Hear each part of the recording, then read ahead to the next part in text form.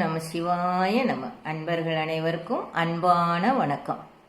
அருளாளர் மாணிக்கவாசக சுவாமிகள் அருளி செய்த சிவபுராணத்தை பற்றிய நம் சிந்தனை தொடரில் இன்று நாம் பார்க்க போகும் அடிகள், ஈர்த்து என்னை ஆட்கொண்ட எந்தை பெருமானே, கூர்த்தமின் ஞானத்தால் கொண்டு உணர்வார் தம் கருத்தின் நோக்கரிய நோக்கே நுணுக்கரிய நுண்ணுணர்வே என்ற அடிகளாகும்.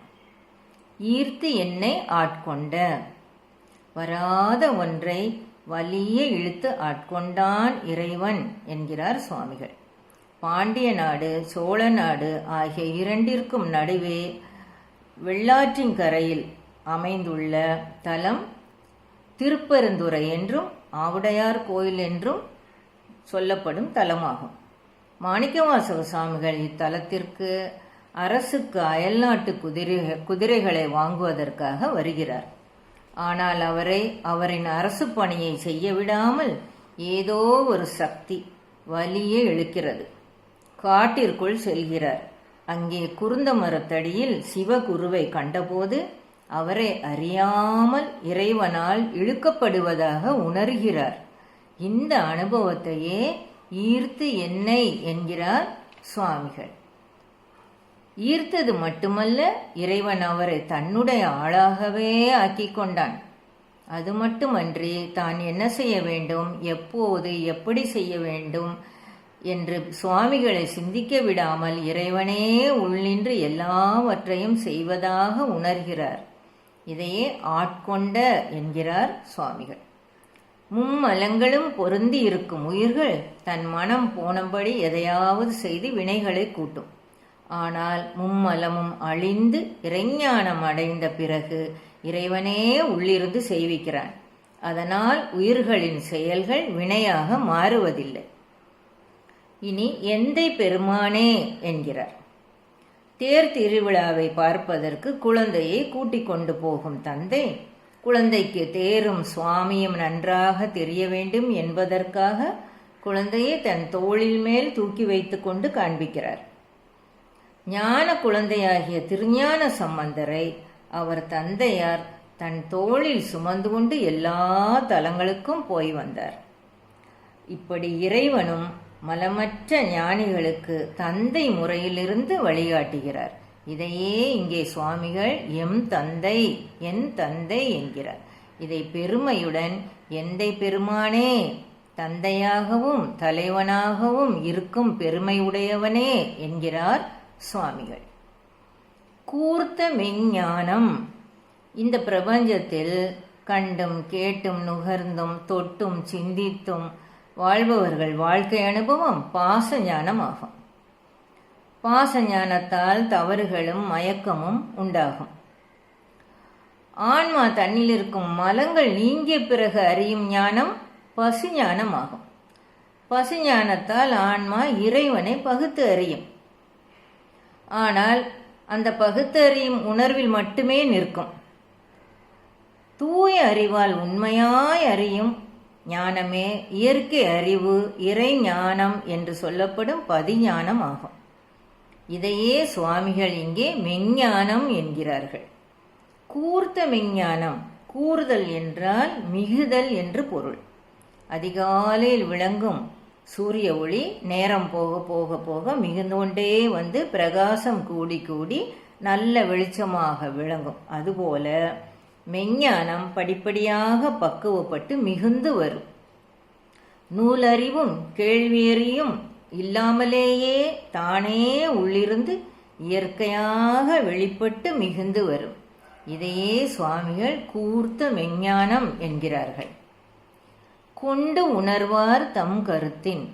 இந்த கூர்த்த விஞ்ஞானமாகிய இறை அறிவை கருவியாக கொண்டு உண்மை பொருளை ஞானிகள் தெளிவாக காண்பார்கள். இதையே கூர்த்த விஞ்ஞானம் கொண்டு உணர்வார் என்கிறார். தம் கருத்தின், அவர்களின் கருத்து ஞானிகள் கண்ட விஞ்ஞான அனுபவங்களை கருத்தாக வெளியிடுவார்கள்.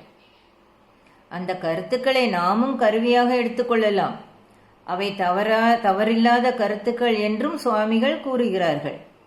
அப்படிப்பட்ட கருத்து அந்த கருத்தில் உள்ள நோக்கும் நோக்கரிய தன்மையையும் இங்கே சொல்கிறார்கள் சுவாமிகள் அடுத்த அடியில். நோக்கரிய நோக்கே நுணுக்கரிய நுண்ணுணர்வே என்கிறார்கள். நோக்கு என்றால் பொதுவாக பார்ப்பது, பொதுவாக அறிவது. அரிய நோக்கு என்றால் ஒரே பொருளை சாப்பிடுவோரின் பசி, மனம், விருப்பு, வெறுப்புக்கு ஏற்ப அப்பொருளின் சுவை மாறுபடும். அதுபோல மெஞ்ஞானிகள் தம் அனுபவத்தில் உள்ள சிறிய சிறிய சிறிய எல்லா பகுதிகளையும் ஆராய்ந்து அனுபவித்து அதன் வேற்றுமையையும் ஒற்றுமையையும் உணர்ந்து அந்த அனுபவத்தை கூறுவார்கள். அதையே அரிய நோக்கு என்கிறார்கள். இப்படி பார்ப்பதால் இந்த அனுபவத்தில் ஞானிகளின் அனுபவங்களின் அந்த கருத்துக்களை வெளியே சொல்லும்போது சிறிய சிறிய மாறுபாடுகள் உண்டாகும். சாதாரணமாக நோக்கு பார்ப்பது, பேசுவது, பொதுவாக பார்த்து சொல்வது, இதை நேர்மறை என்றும், அரிய நோக்கோடு பார்த்து அரிய நோக்கில் அனுபவித்து அதன் தன்மைகளை முழுவதும் ஆராய்ந்து எல்லா கருத்துக்களையும் அதில் உள்ள எல்லா அனுபவங்களையும் உற்று நோக்கி நுணுக்கமான முறையில் சொல்வதை அரிய நோக்கு. எதிர்மறை கருத்துக்களும் அதில் அடங்கும். இந்த நேர்மறை கருத்துக்களும் எதிர்மறை கருத்துக்களும் எல்லாமே இறைவனே, எல்லா அறிவும் இறை அறிவை சேர்ந்ததே என்று சொல்வதற்காகவே இறைவன் நோக்கரிய சுவாமிகள் நோக்கரிய நோக்கே என்கிறார்கள். நோக்கு அரிய நோக்கே என்கிறார்கள். இதே கருத்தை அடுத்த வார்த்தைகளிலும் சொல்கிறார்கள், வாக்குகளிலும் சொல்கிறார்கள்.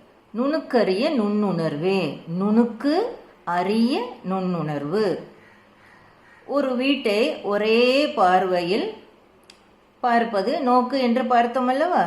அதையே வீட்டின் அஸ்திவாரம், சிமெண்ட் கலவை, கம்பிகளின் கனம், நீளம், அகலத்தில் மாறுபாடு இவைகளை உற்று அறிவது நுணுக்கு என்பதாகும். அனுபவத்தின் முதிர்ச்சியால் இந்த நுணுகிய அறிவு வருகிறது. அரிய நுண்ணுணர்வு இயற்கை விதிகளை அடிப்படையாக கொண்டு ஆராயும் போது உண்டாகும் நுண்மையான அனுபவம், நுண்மையான அரிய உணர்வு. மெஞ்ஞானிகளின் அனுபவங்களின் தன்மைக்கேற்ப அவர்களின் கருத்துக்களில் வரும் நேர்மறை கருத்துக்களும் எதிர்மறை கருத்துக்களும் எல்லாம் இறைவனே. பிரபஞ்சம் மொத்தமும் இந்த நேர்மறை எதிர்மறை என்னும் சக்தியாலேயே இயக்கப்படுகிறது. அதனால் சுவாமிகள் கூர்த்தமை